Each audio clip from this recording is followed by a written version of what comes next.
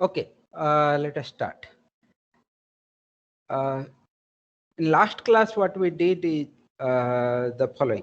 We said that if we have a non-empty polyhedron, remember a polyhedron is intersection of finitely many closed half spaces. So finitely many closed half spaces, one closed half space is of the form something like C transpose X less than equal to alpha, that kind of, just a linear inequation, okay, that kind of a thing. So if it is in n variable, it would mean that something like C1 x1 plus something of this form, Cn xn less than equal to 5 or 10 or whatever, I mean something like that. So closed half spaces, so finitely many closed half spaces, if you take intersection, that's what we get the polyhedron. Then we realized that a vertex of a polyhedron will be a point where you should have n linearly independent hyperplanes passing. It should be a point of the polyhedron where you should get at least n linearly independent hyperplanes. What does it mean? It means if you take the submatrix formed by, given by the hyperplanes passing through them, uh, then that should have rank n. And what we have shown that a polyhedron can have only finitely many vertices. In particular, if you have m many half spaces and you are talking inside Rn, then the number of vertices can at best be m choose n. Okay, that's what we have shown. Now come to 6.1. What does it say? It says a non-empty bounded polyhedron. Bounded polyhedron. Okay, bounded. This is bounded. Bounded polyhedron K is a polytope. Well, what we already know that a polyhedron can have only finitely many vertices. Because it is a non-empty and bounded polyhedron, so it becomes a compact convex set. A compact convex set always has vertices, and we know from Crane-Millman theorem that it will be the convex hull of its vertices.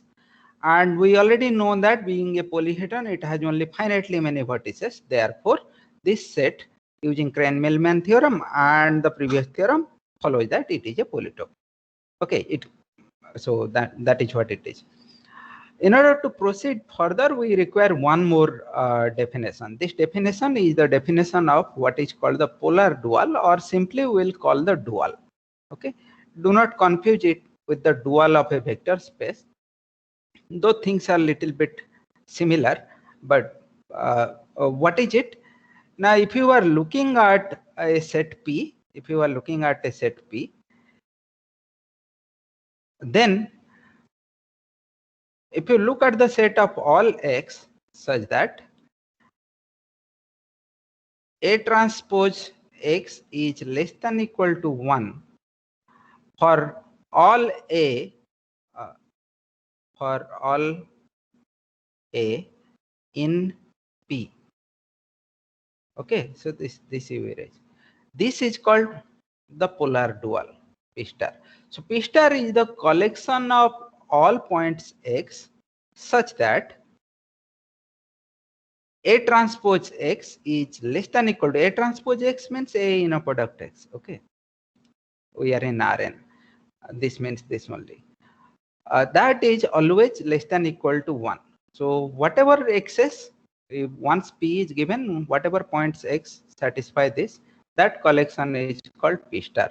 For example, if I take, and before that, if I have singleton ester, normally we remove the bracket and simply write it A star. Okay. So for example, if you are having the vector to be 1, 1, then what is this A star?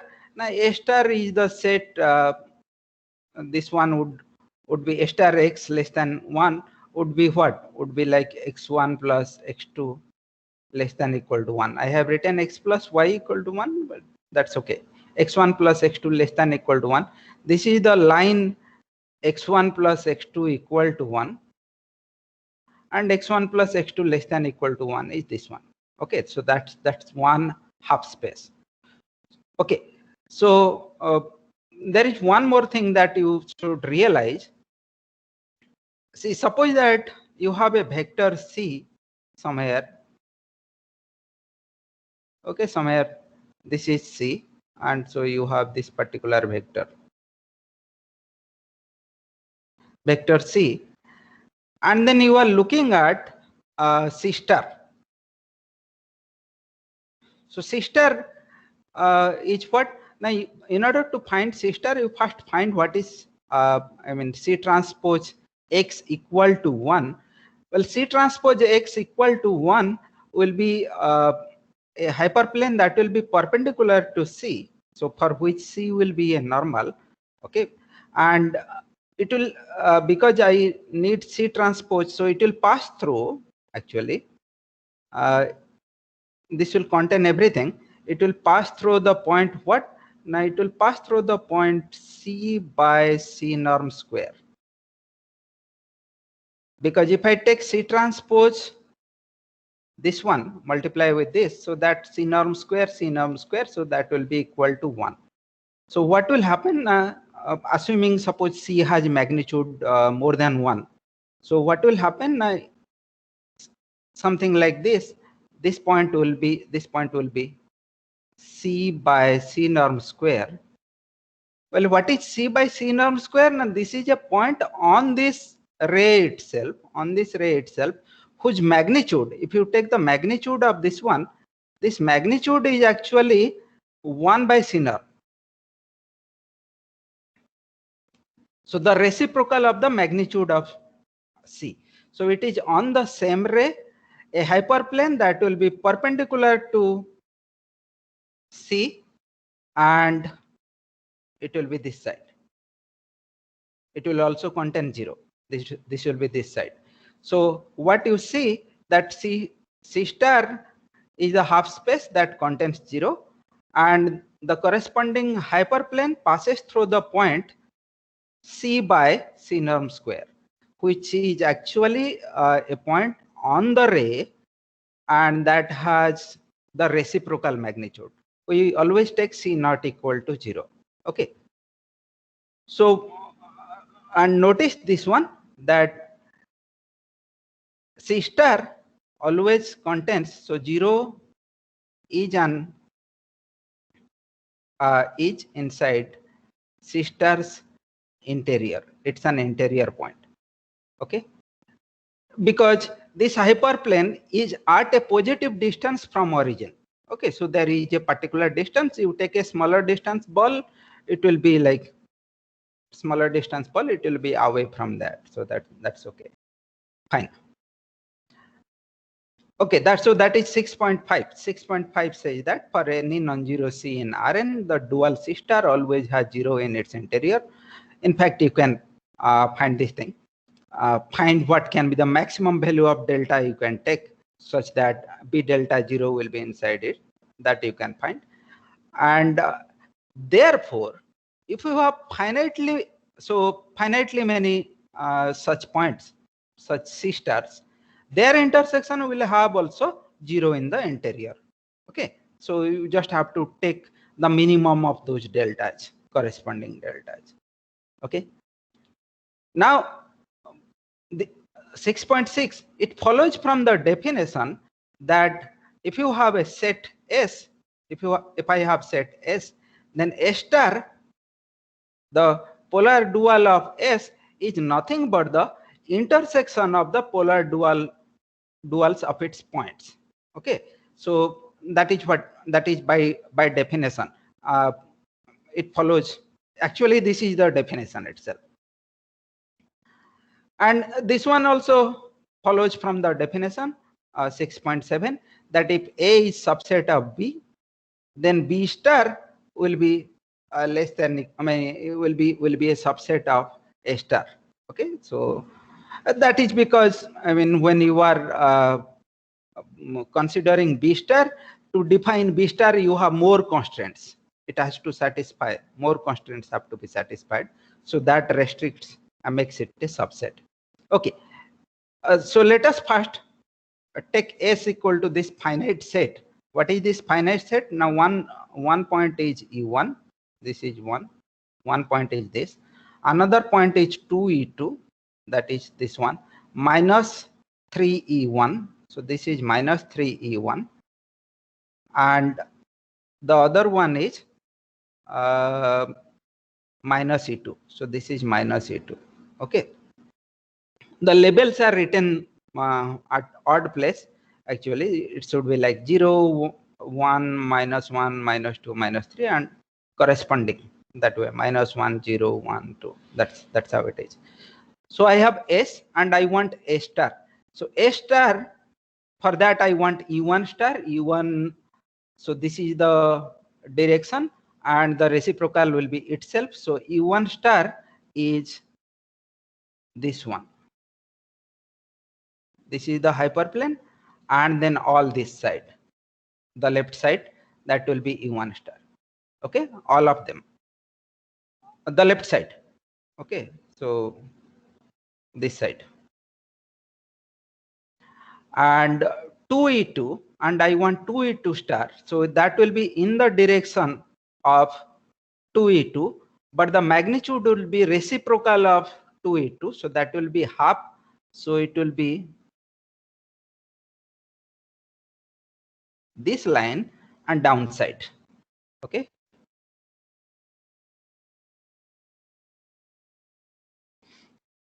and then minus 3E1, so in this same direction of minus 3E1, and you will be at a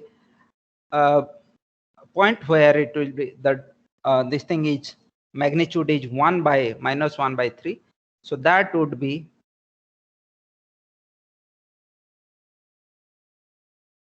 this side and the right side. And then minus E2 will give you the magnitude is 1 already. So this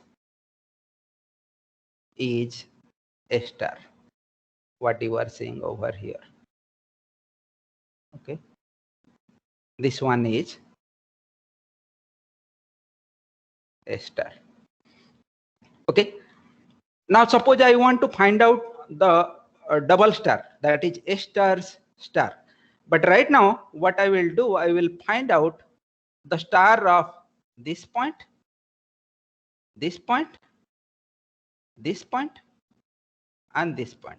I will find out the star of this point. Now what is this point? Now this point is equal to 1, and then the height is half, so this is this point. So if that is my C, what will be C transpose X equal to 1, and this will give me X1 plus X2 by 2 equal to 1, and the half space will be less than equal to 1. Now X1 plus X2 by 2 will be passing through 1, 0 and 0, 2. So it will give me this line.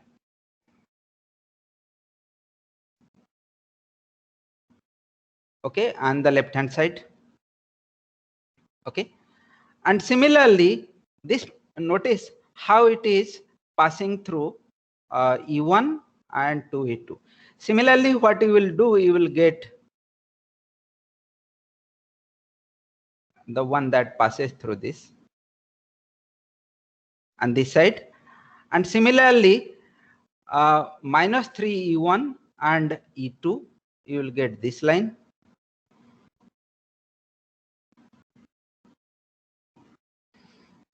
And E2 and E1, you will get this line.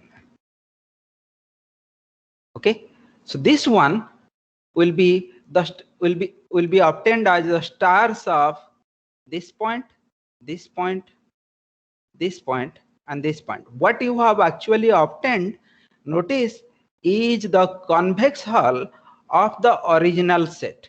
This is the convex hull of E1, 2E2, minus 3E1, and minus E2. That is the convex hull. Okay, very soon we will see that this is actually S stars double star. Okay, here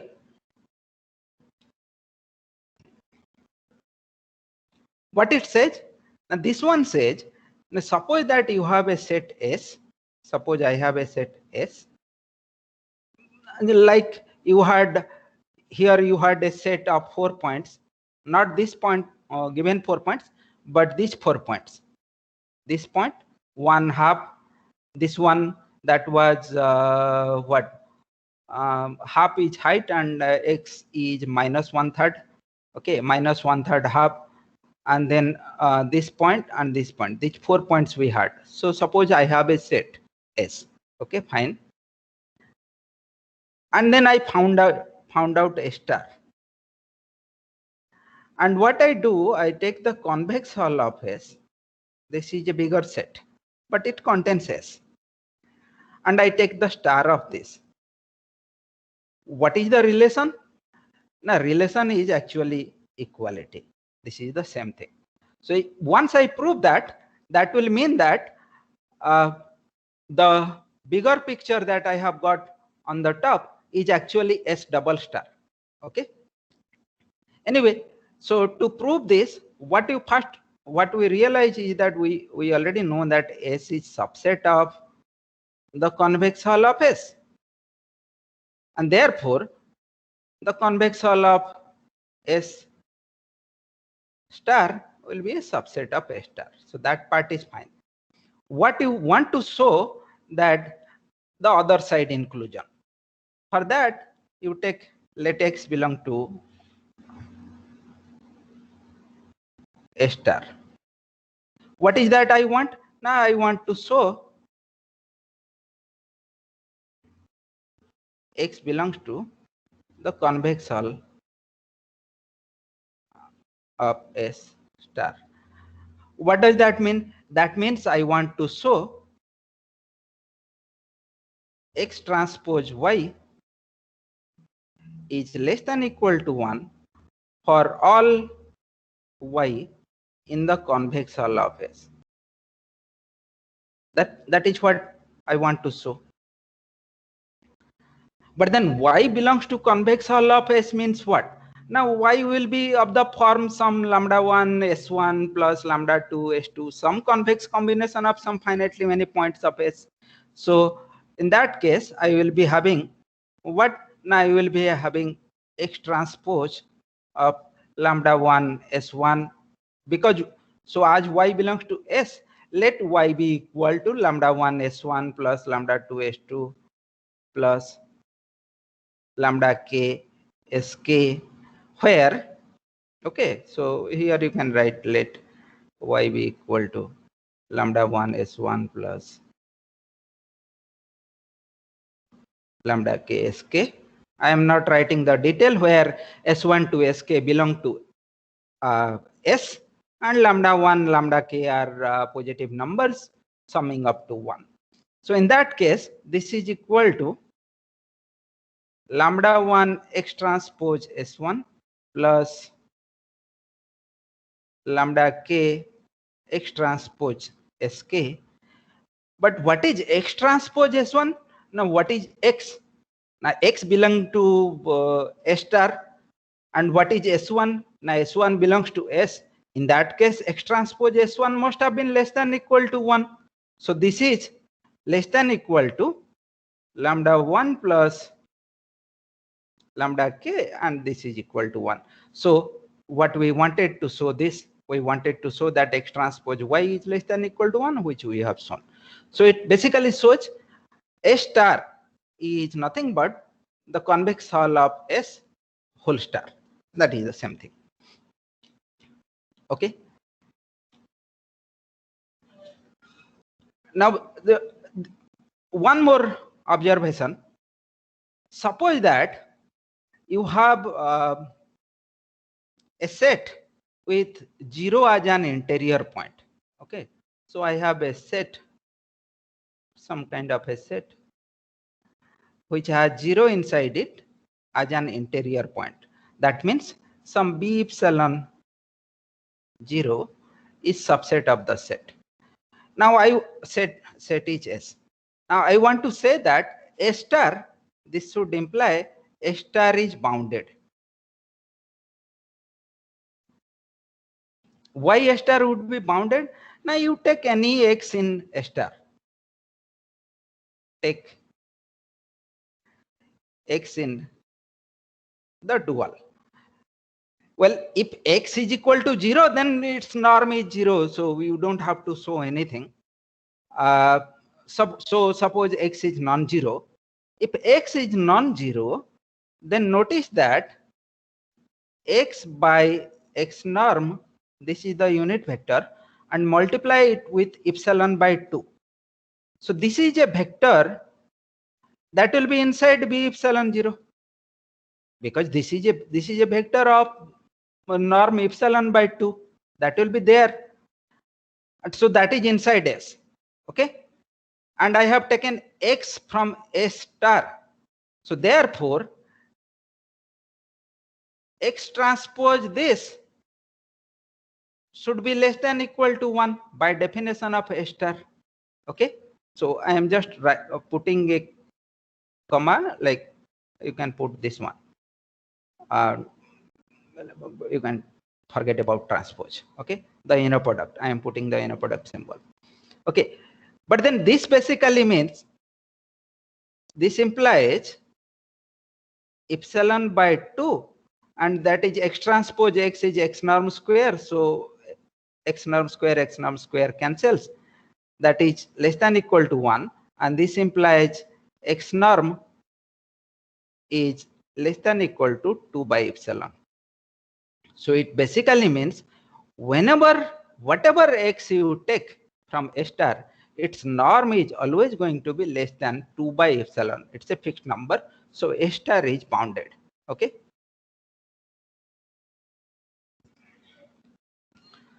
So now 6.11. Suppose that a polytope contains BR0. Okay, that means it contains a ball of radius R, open ball radius R around 0. Then P star is a polytope. Also, P double star is a polytope, and P double star is equal to P.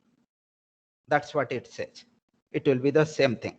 So which basically means, in our drawing, had I started with this polytope, this big polytope, that as P, then I would have got this small rectangle as a star, and again S double star is the same polytope.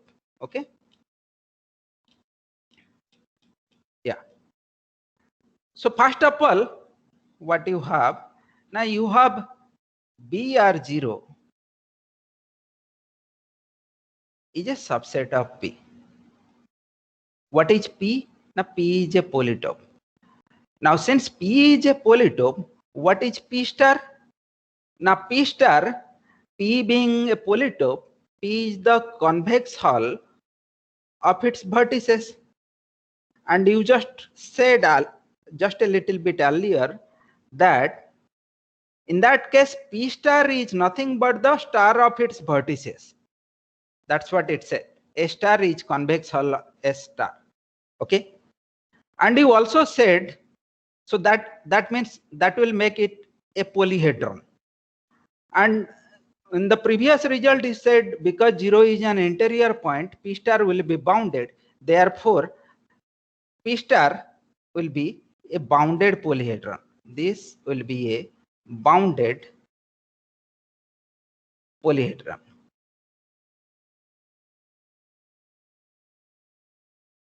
And a bounded polyhedron is a polytope. That's the first one you said. That is the first result. Okay. So this bounded polyhedron, therefore it is a polytope. What is a bounded polyhedron? Now P star is a bounded polyhedron. So P star is a polytope.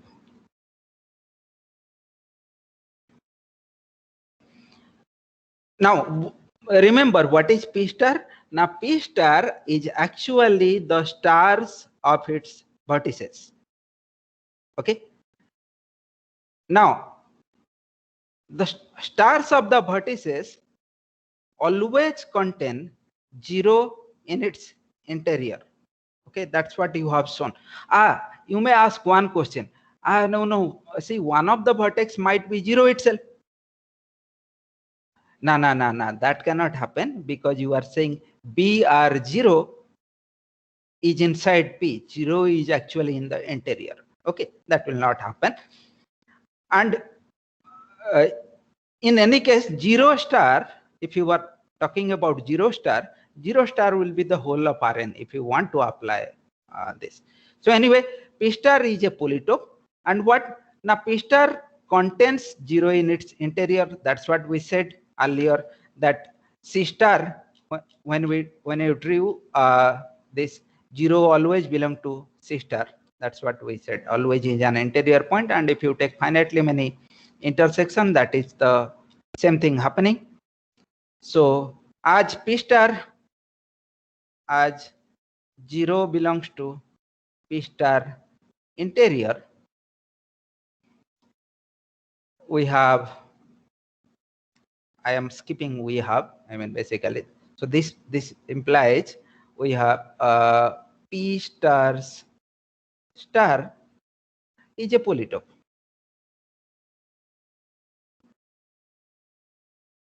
Just applying the previous line. So P double star is a polytope. That part is fine. Okay. But it has to be P. That's what we want to show. So we want to show that P is equal to P double star.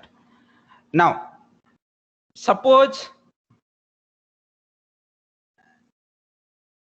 A belongs to P. Suppose A belongs to P. What does this mean? Now this means A inner product X is less than equal to 1 for all X in P star. But then this automatically implies A belongs to P double star.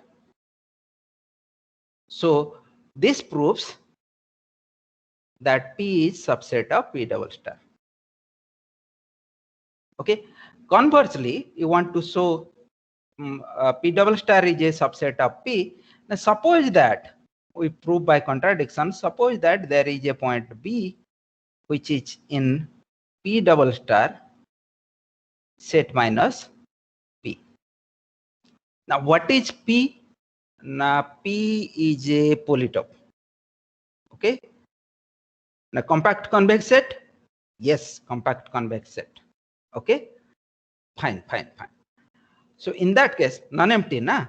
Non-empty. Why non-empty? Now you said BR0 is there. It's a non-empty set. Okay. B belongs to P? No. B does not belong to P. Okay. So there is P and there is B outside. And therefore, there is a hyperplane which will strictly separate this. That means this means there exists some non-zero C such that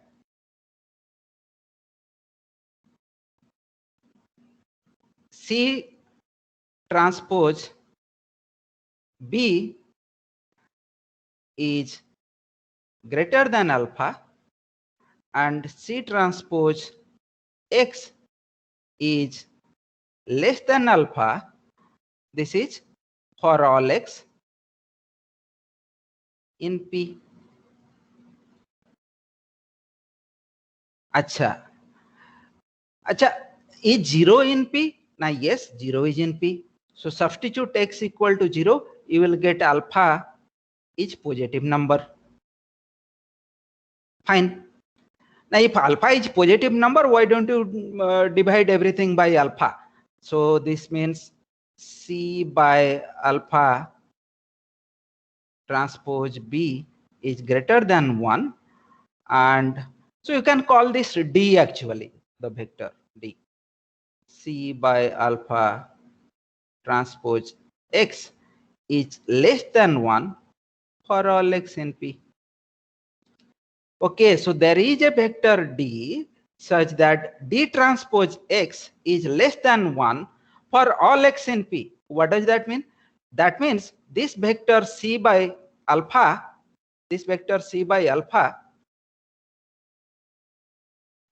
belongs to P star.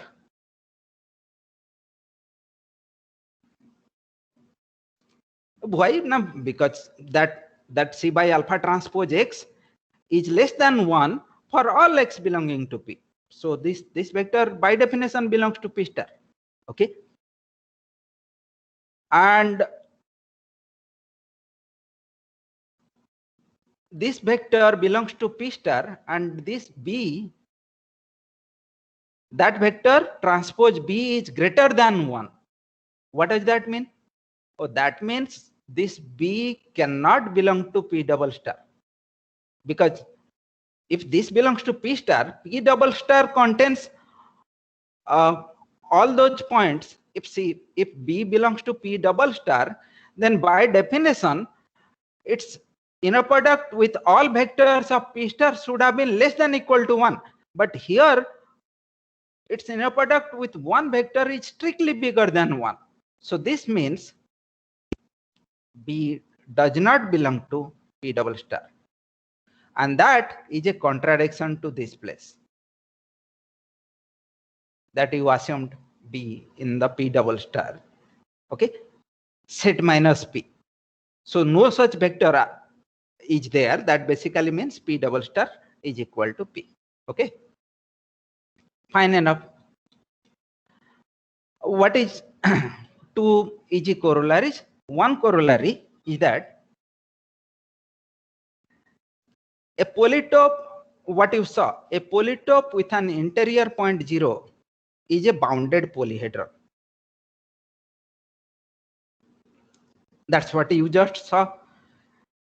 And because P is equal to P double star, na? And P double star, because P star was a polytope, P double star is a polyhedron. It's the polyhedron determined by the vertices of P star. And because it was a polytope, P star was a polytope, so finitely many vertices. No problem in any case. And therefore, a polytope with an interior point, not necessarily 0, but just an interior point, will be a bounded polyhedron. Why? Now, suppose you have a polytope with an interior point. Now, what you do, you translate it such that it becomes a polytope with interior point 0. Now, that is a bounded polyhedron. Now, bounded polyhedron means what? Now, you can physically see this as intersection of some half spaces.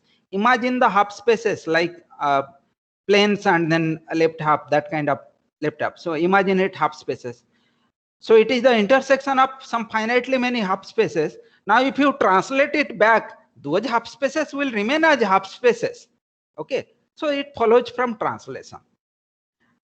And therefore, 6.13, what it says, every polytope, whether it has an interior point or it does not have an interior point, it is a bounded polyhedron. Every polytope in Rn. Well, if it has an interior point, you already know it is a bounded polyhedron. And if it does not have an interior point, you want to apply induction. In order to apply induction, your claim would be, suppose it does not have an interior point, then your claim is that it will be contained in some hyperplane. And then in that case, you can directly say, because the hyperplane is a dimension n-1 structure, by induction, we are done. So the main step is to show that if, so suppose P is a polytope and P does not have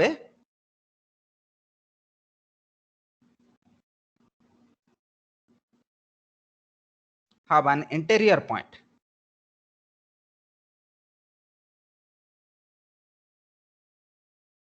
Then P is contained in a hyperplane.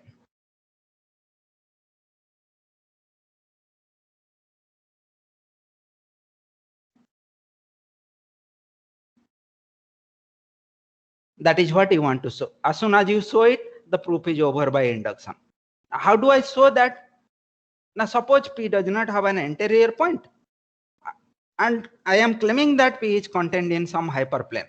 So we proceed by contradiction. Suppose it is not contained in any hyperplane. Okay, fine. Write P. What is P? Now P is some, you can write P is convex hull of x1, x2, something, something, something, some xk. Some k many points, and that is the definition of polytope. Okay, some convex hull of that. Fine. In that case, I am saying, consider the point. Actually, imagine a tetrahedron. Huh? Tetrahedron like in R3. So you imagine the origin E1, E2, and E3. Okay, so that's the tetrahedron. Now in that, this one is not contained in any hyperplane of R3, right? In that, if you are going to give me an interior point, a target interior point, a very good thing would be their I mean arithmetic mean. I mean, consider x1 plus x2 plus xk divided by k. Okay, I want to say, and call this as x. No, call this as x naught. Okay, fine. Call this as x naught.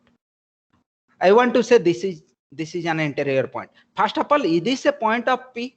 Nah, this is a point of P because this is a convex combination of x1, x2, xk. So it is a point of P only. I mean, P is a convex set. x1, x2, xk are points of P. So this is a convex combination. This is a point of P. Definite. That part is clear. Now, because it is a point of P, there are two choices.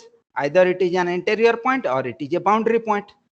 Now, if it is an interior point, well, I have found an interior point of this, but you said P does not have an interior point, so that's not the case. Okay. So this has to be a boundary point. Okay. So x naught is a boundary point of P. Now, if x naught is a boundary point of P, then you will have a supporting hyperplane supporting P at x naught. Okay, positively or negatively, whatever you take, I can take positively, no problem. So that basically means what? Now there exists a non-zero vector C such that C transpose x naught is equal to alpha and C transpose x is greater than equal to alpha for all x in P. Okay, okay. C transpose x not equal to alpha means C transpose 1 by k actually, ठीक है इसको ठीक है, C transpose x1 by k plus C transpose xk by k, that is equal to alpha. Fine. Now what is C transpose x1? Now what I know is that C transpose x1 is greater than equal to alpha. What do you know about C transpose xk? Now that is greater than equal to alpha. Acha, all of them are greater than equal to alpha. Can anyone be strictly bigger than alpha? No. If even one single element is strictly bigger than alpha, then this whole sum would be bigger than alpha. It will not be alpha. Therefore, it follows that because of this equation, it follows that C transpose x1 is equal to alpha. C transpose xk is equal to alpha. What does this mean? This means x1 lies on the hyperplane, x2, xk, all of them lie on the hyperplane. Well, if x1, x2, xk lie on the hyperplane, then their convex hull will also lie on that same hyperplane. But we said that, I mean, that is what we wanted to say, that P is contained in a hyperplane. But I mean, we just didn't agree. Okay. So If P does not have an interior point, then definitely P is contained in a hyperplane, and therefore we can proceed by induction. Okay, there are some exercises. Now we want to talk about something called Farkas lemma. Very fundamental result. Tell you what, given a system of linear equation Ax equal to B, does this have a solution? No. That we have done in first semester itself by Gaussian elimination. That we have done. Does it have a non-negative solution? How do we find out? Well, till now nobody has told, right? What we have what we have learned is that given a system of linear equation, how to find the solutions, how to find all the solutions, Gaussian elimination tells that. But how to find whether there exists a non-negative solution, entry-wise non-negative solution, nobody has told us. Okay, now Farkas lemma gives an answer. I would not say it gives the very complete answer, but it at least gives one characterization. Okay, and that is useful to us in our own way. Okay, remember we had one result which said if you have a set S whose convex hull did not contain 0. Okay, 0 is outside the convex hull.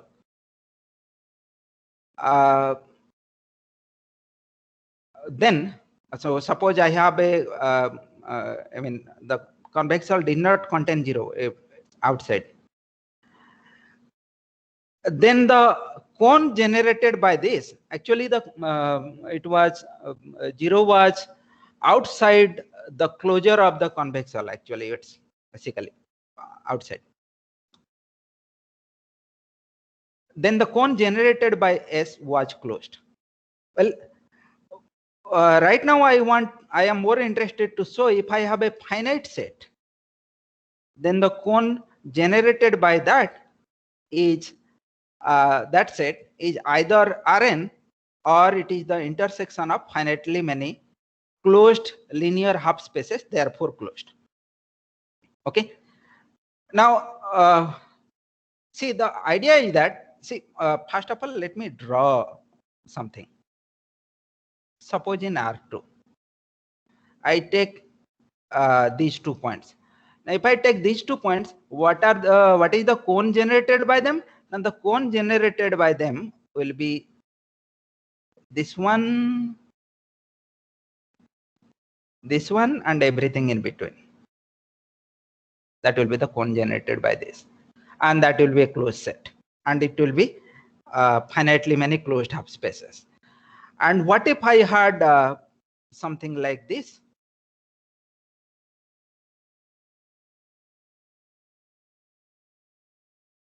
Now the cone generated by them will be whole of R2. Okay, everything, it will be everything. Okay, so that is what it says. It will be either whole of Rn or it is intersection of finitely many closed half spaces. Now what you do, you first consider the convex hull of S. In fact, you consider the convex hull of, take this as P. What is it now? The convex hull of include 0, x1, x2 up to xk. Okay, so this is the convex hull of 0, x1, x2, xk.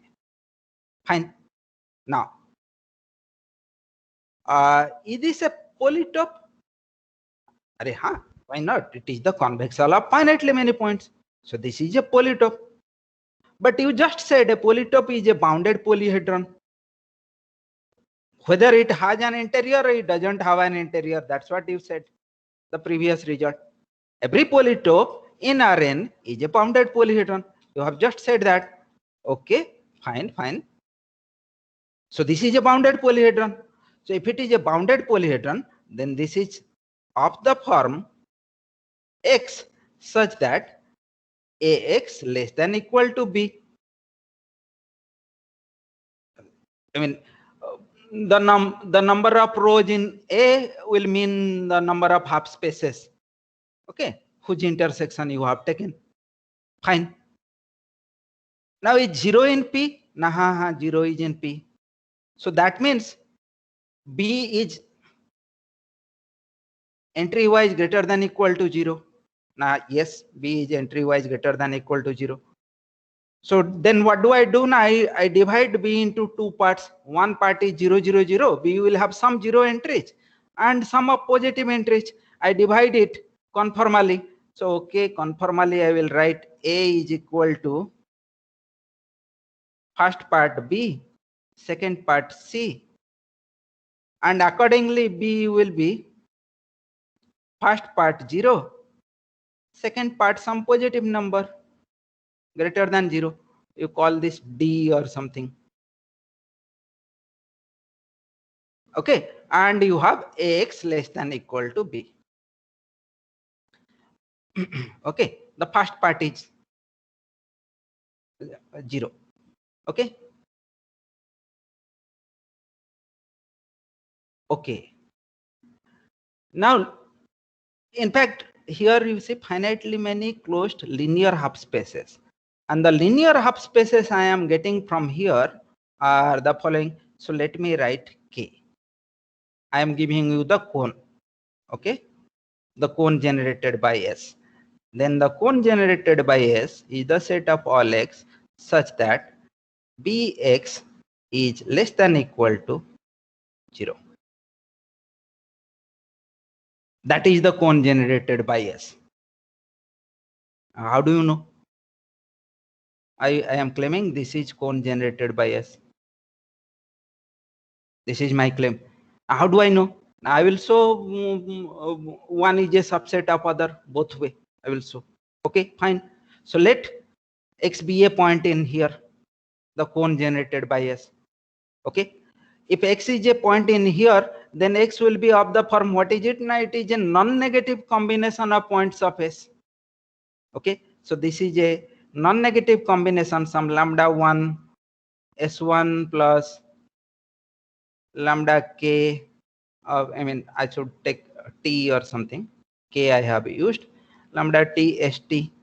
What are lambda 1 to lambda T? Now these are some non-negative, these are some positive numbers. I mean, why taking a 0? So that's okay. Fine. In that case, if I take a scalar multiple, in fact, if I divide this by, so this is this, if I divide this by the whole thing, if I divide by 1 by lambda 1 to lambda T, then this becomes a convex combination. So X is equal to, so X equal to some alpha times X cap, where X cap is a convex combination. X cap is in the convex hull. And so what? Now because X cap is in the convex hull, okay, that means X cap is in here. Because X cap is in the convex hull of S, and S is obtained by the, I mean, S is equal to X1, X2, Xk. So X cap is also here. Now if X cap is here, then X cap will satisfy this also. X cap is here, and so X cap will satisfy this. That means B X cap will be less than equal to 0. And so now then B X cap is less than equal to 0, then B alpha X cap will also be less than equal to 0. Alpha is positive, huh? Notice this is a positive number, so it will not change the inequality sign. B alpha X cap will also be less than equal to 0. Then alpha X cap is nothing but your X only. So X belongs to here would imply this means Bx is less than equal to 0. That means X belongs here. Conversely, if you have X belonging to here, you can easily show X also belongs here. So that's how you get the cone. So what did you actually do? Now, giving you one illustration, you imagine E1, E2, E3 in R3. the unit vectors E1, E2, E3. And so you are looking at as a convex hull, you are looking at the triangular plate that contains E1, E2, E3. And you are asking, what is the cone generated by this? The cone generated by this, and that will be like intersection of some linear half spaces. How do I find linear half spaces? Then it says, the theorem says, what you do, you consider 0, and then now consider the bigger polytope and find out how many half spaces are passing through 0. Because it is a polytope, it will be a bounded polyhedron, and some of these half spaces will pass through 0. Those are the half spaces that you are looking for. Okay. Okay, so we are ready for proving Farkas lemma. Before that, just two notations. One is the convex hull of a matrix A.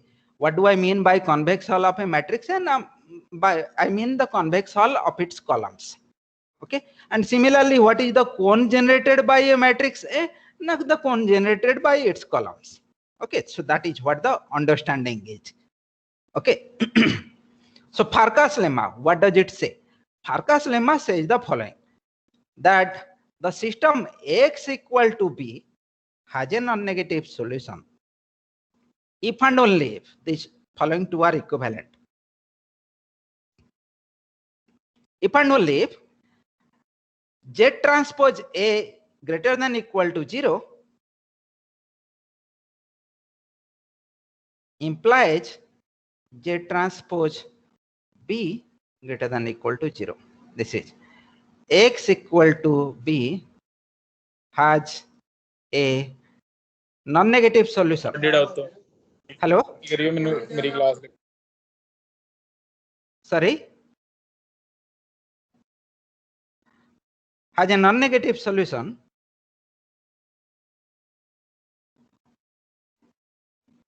if and only if this. Well, suppose on the one side is very easy. Suppose X equal to B has a non-negative solution. Let's say X naught equal to B and X naught is entry-wise non-negative. And now suppose Z is a vector such that Z transpose A is greater than equal to 0. Now I want to show Z transpose B is greater than equal to 0. Well, for that, if you write Z transpose B, now what is B? Now B is equal to X naught. So you write this is equal to Z transpose A X naught. But what is Z transpose A? Now Z transpose A is greater than equal to 0. It's a non-negative vector. It's a row vector. Z transpose A. It's a row vector. What is X naught? Now X naught is greater than equal to 0.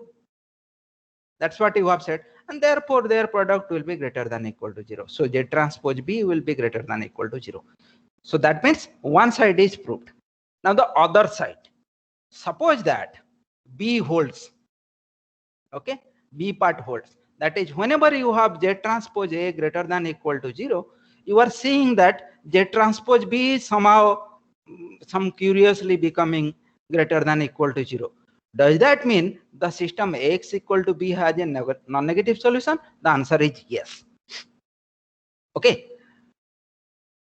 Now suppose that B holds. Assume B holds and assume A does not. So we are going through contradiction, process of contradiction. Suppose A does not hold. That means the system does not have a non-negative solution. What does it mean? Now it means, this means B does not belong to the cone generated by A.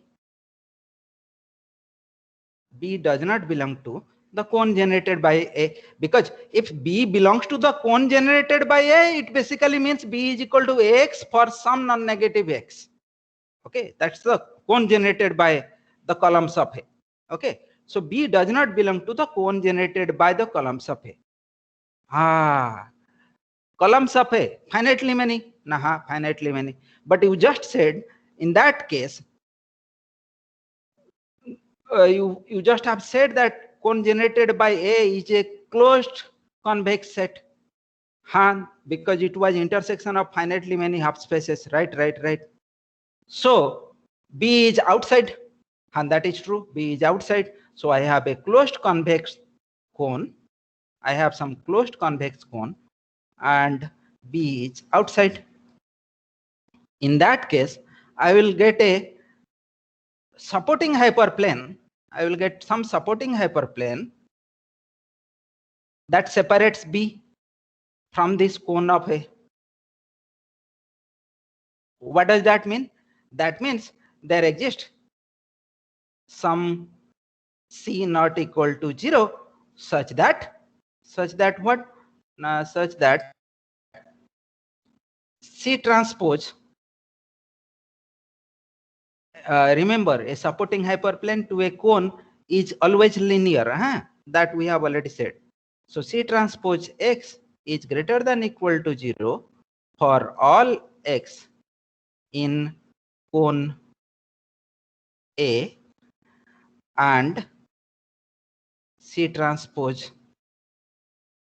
B is less than 0.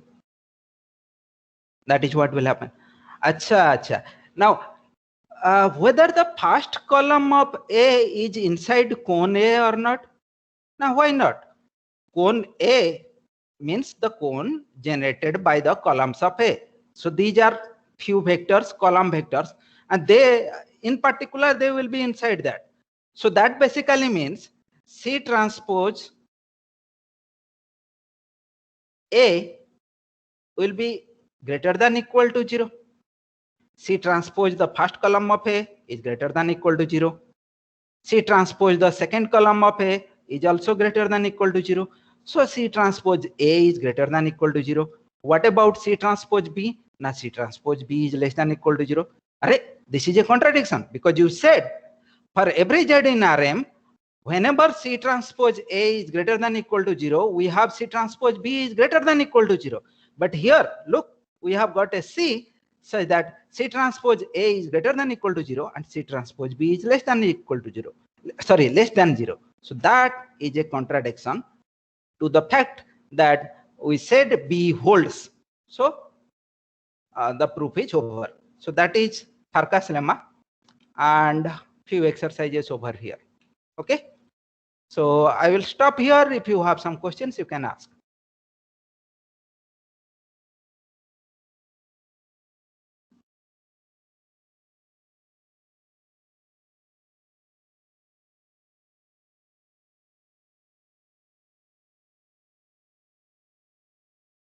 If you do not